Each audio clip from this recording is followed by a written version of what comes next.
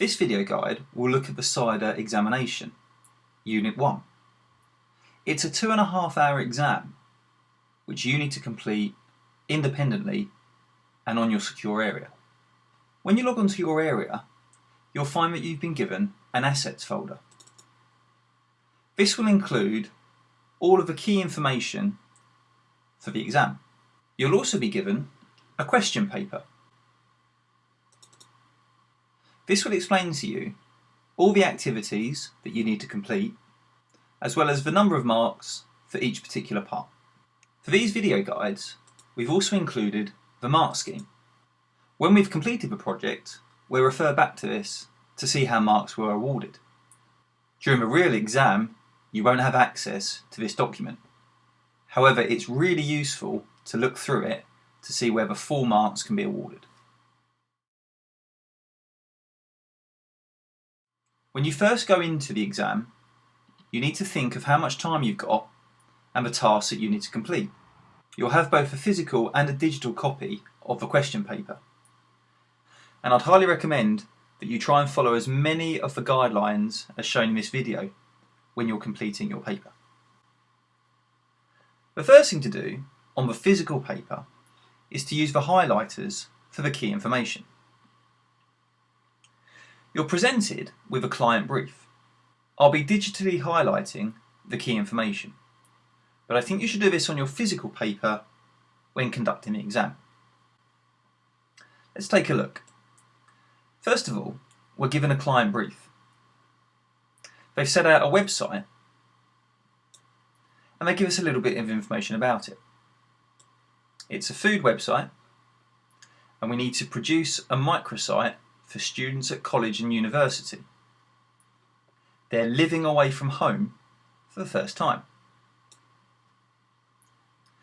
It needs to give students advice on eating healthily and on a budget. We then have the site requirements. We need 5 pages, a home page, a kitchen survival page, a meals page, which itself links to a tip of the week and a meal of the week. We need to have a resolution of 1024 by 768 pixels. It needs to appeal to our college and university students, who are typically 16-21. The facts that we need to include are found within the info.rtf file. Images are found in the assets folder. We need to ensure that there's accessibility features for those that are visually impaired, and we need a consistent design. We've got a few other requirements. We need a page template which has to include a banner with suitable text and the campaign logo. And this logo is found within the images folder. We need a banner that's 800 by 150 pixels and it needs to be centered on the page. We need a navigation bar which is linking the home page, the kitchen survival page and the meals page. We need to insert an external link from the logo which goes to this website. Images need to be found as .png files and they must be less than 300 kilobytes. Video files must either be in .mp4 or .m4v format. On the third page, we've then got a list of things that we need to do. In the welcome, we need to create a box on the home page. We need to add text from the info.rtf file found in the assets folder. We need a different background colour for the box. We need to use an HT tag for the header Welcome to Grubberlicious. That needs to be centre aligned within the box. Under the header, we need to insert the logo.png file found on the images folder. This needs some editing of code so that logo.png is on the right hand side of the box. The text must wrap around the logo. From the images folder, we need to include the microwave cooking PNG, which goes on the cooking survival page, the jacket potato.png, which goes on tip of the week, 5aday.bmp, which goes on the meals page, and we need to edit 5aday so it includes an appropriate image which is chosen from the images folder. All images need to be in the format specified. If we go back, we can see that the format specified was as a PNG, and they must all be less than 300 kilobytes. We need a rollover image using the stuffed peppers ingredients JPEG, and that's in the images folder. Again, we need to check that the image is as PNG.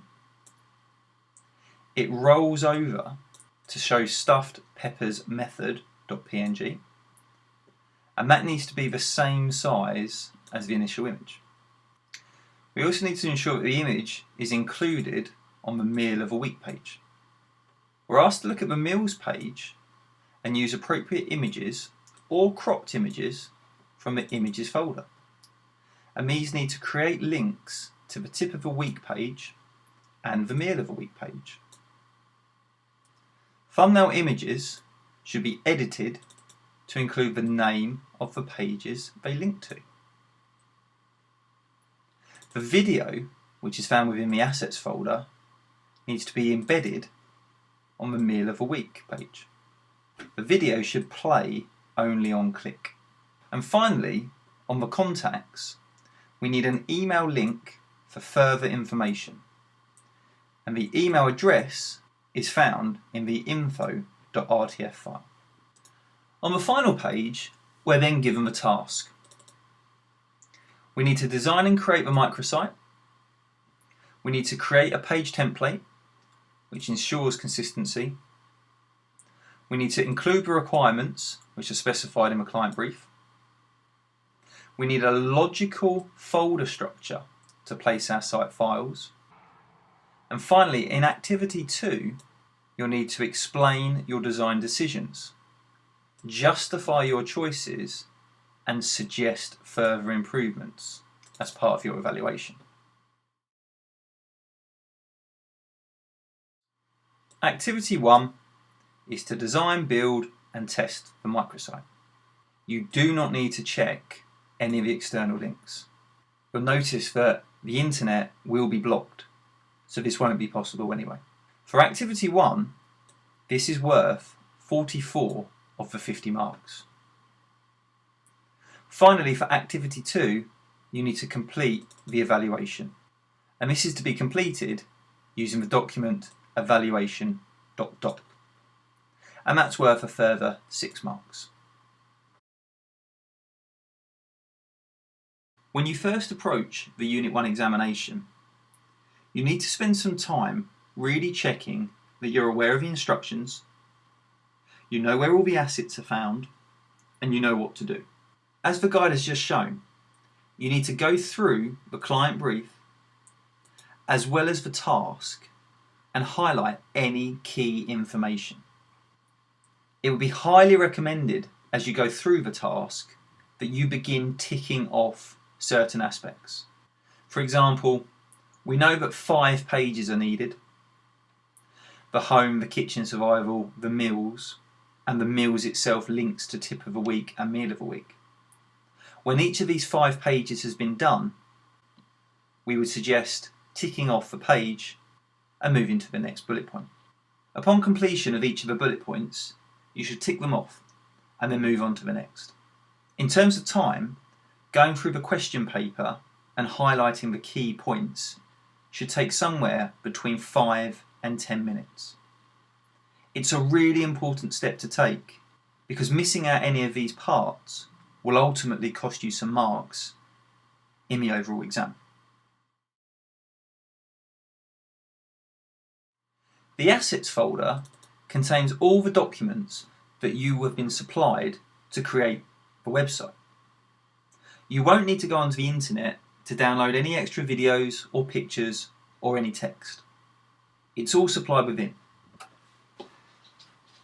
The info document contains all the text that will be needed to be added to the website. Again, if we look back at the question paper, we can see some of the facts are found in the info document. Going back into the info document, we'll see some of the facts within here. Further down, we're informed that we need an email link, again found in the info document, and we'll see that the contact email is at the bottom here. So the info document is important, and like the question paper, should be kept at hand. We then got an evaluation doc file, and as shown in the question paper, this is for activity 2, where you're evaluating your product. This should be your final task, and so we'll come back to this particular document. There are 2 other items within this assets folder. We've got an AVI video,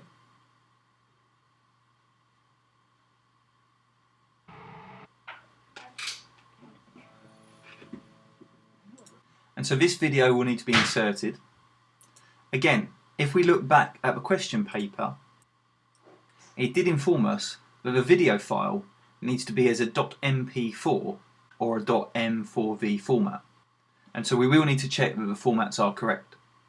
Finally, we have an images folder. This has a variety of different images which we'll need to use when we come to produce the website. We can check the format of these files by hovering over, and we'll see that some are BMP files whilst others are PNG files. And again, going back to our question paper, we're informed that images must be in .png format, and they must also be less than 300 kilobytes in size. As we go through the document, we will just need to check that each of them are less than the 300 kilobytes that were specified. This one, for example, is 820 kilobytes, and so we'll have to modify that during the project.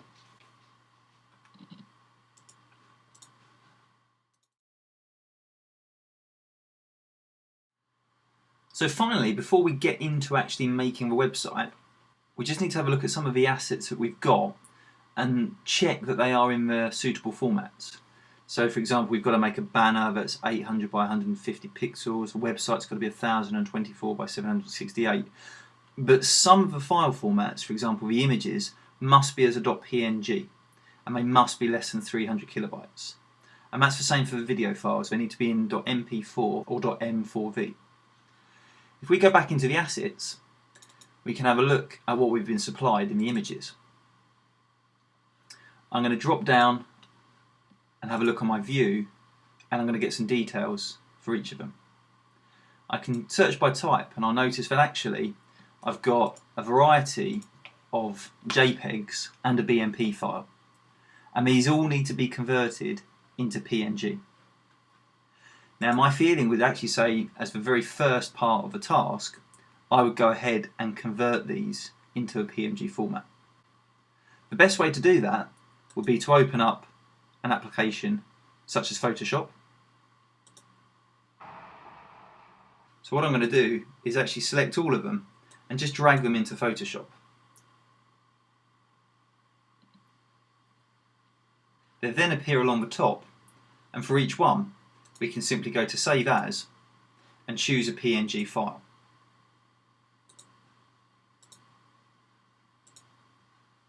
If we do that for each of the files included, we'll know that we haven't accidentally missed any from the very start. And so when we put them into the website, we'll know that they're good to be used.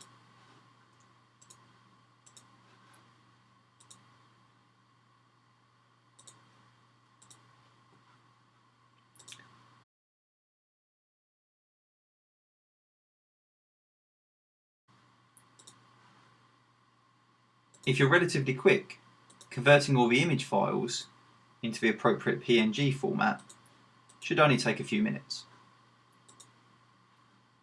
And don't forget, this is one of the tasks on this particular examination. It might be the case that on the real exam, this is not necessary. But it's really important that you read the client brief to check what's been requested.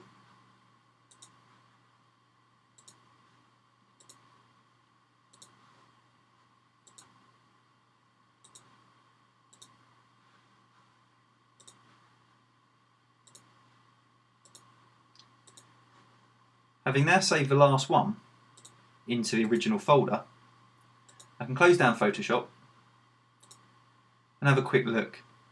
Here were the original 7 files that weren't as PNG, and I can now see that at the bottom the new 7 files have now been added. I'm going to delete these original ones,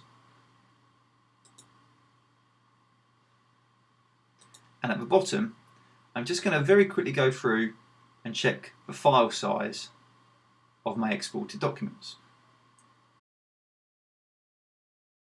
I have got a couple of original ones that are past the 300 kilobyte maximum size allowed. And so again, what I'm going to do is going into Photoshop, I'm going to drag these files into Photoshop. From the image menu, I'm going to choose image size and just reduce it slightly. I'm going to half the size. If I then hit save, and this was image1.png, I can look at image1.png and I'll notice it's down at 213 kilobytes. If I look at the next image, in this case image 4, currently it's 837 kilobytes. Again, I'm going to go to image size, and I'm going to half the amount of it. Again, going file save, I'll now notice that image 4 is down to 246 kilobytes. And I'll do the same for each of these images by going to image size, and just reducing by half for each of those images, and then saving. And having done that,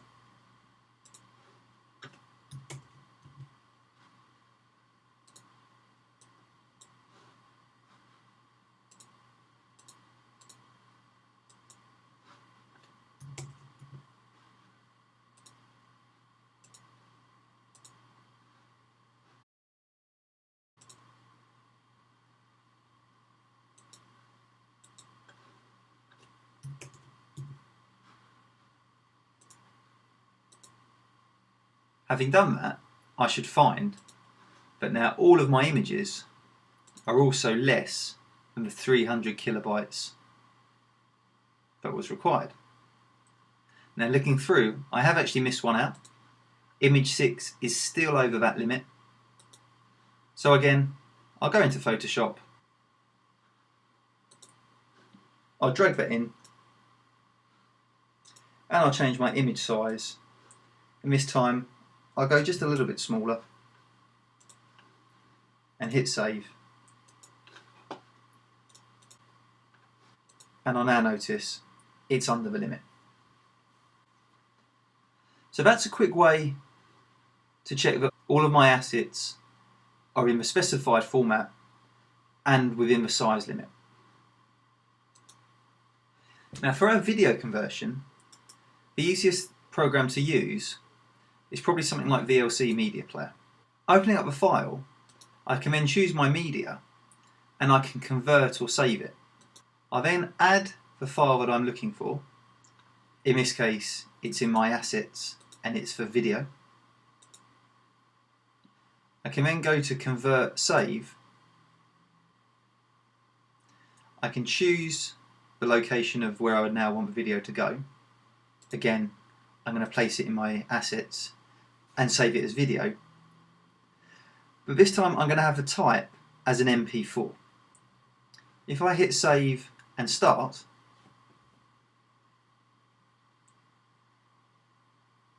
my video has then been converted. I can check the MP4 file and I'll find that the video is still working. But this time it's no longer an AVI, it's now an MP4, and I've now saved my new video as the required MP4. I can then delete my old video, and now I know that all of my assets are in the correct format as stipulated by the client brief.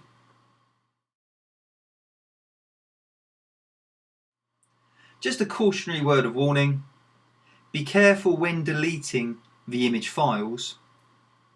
If you accidentally delete them, it might be awkward to get them back. So it might be the case that you actually want to make a duplicate of the assets folder, and you could call this backup. It might be sensible just leaving it there. So if you do accidentally delete something, you've got the original file which you can copy and paste. Having done that, we're now in a position where we've converted all the necessary files, and we should be able to now go into task 1, which is to actually create and design the website.